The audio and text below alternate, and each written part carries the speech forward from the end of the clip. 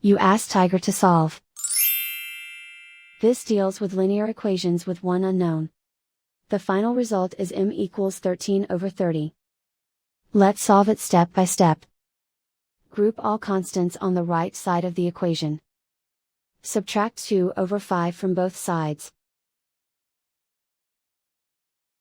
Group like terms. Combine the fractions.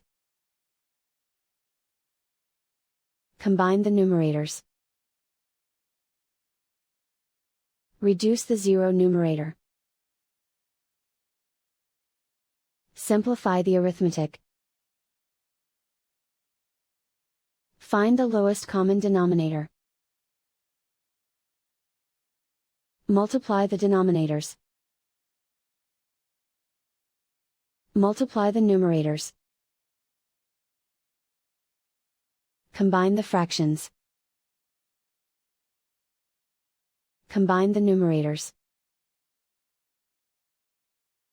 And so the final result is m equals 13/30.